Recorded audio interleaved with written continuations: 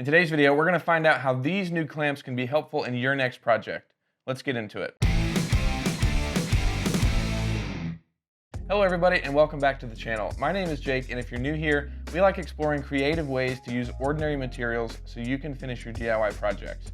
We share inspiration, customer builds, tips and tricks, and all kinds of videos like that. So if you're interested, definitely consider subscribing. We appreciate it. Today I want to introduce a new crossover clamp that offers some great features and benefits to builders using EMT conduit in their projects. It's a great way to add strength and reinforcement to builds, and it can solve some unique problems when building. I'm going to share some community examples and give you some ideas on how you can use it in your next project. But first, what is this thing? The clamps are made of steel and consist of this single U-bolt looking piece that allows you to take two pieces of conduit and stack and offset them like so. The clamps also come with this indented plate and these two nuts that secure everything together. All you need is a 1/2-inch socket or wrench, and it's really easy to do. These clamps were first brought to our attention by a community member named Amy, who needed a way to secure her custom conduit roof rack to her vehicle roof rails. The roof rails were a larger diameter than conduit, so she couldn't just build directly off of it. Instead, she found these steel clamps that accept pipes up to 1 inch in diameter, which means she was able to securely attach her conduit roof rack to the SUV without any issues.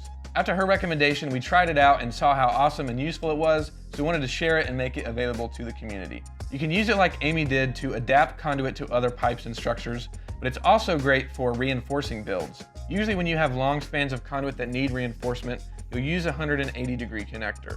It's a great solution, but it does mean you have to split the long continuous piece of pipe into two different pieces in order to add the 180. If you need that long span of pipe to stay continuous, then these crossover clamps will be a great option for you. I can see this being really useful for stuff like arbors and canopies that have a lot of cross connections in order to reinforce it. With these crossover clamps, you can add those reinforcement pipes while still keeping them continuous. I can see how this would be really useful for people that have already finished a project and look at it and say, I need to add some more reinforcement. Rather than cutting the pipes and rebuilding it all together, you could just walk up with the crossover clamps and add reinforcement pipes where needed.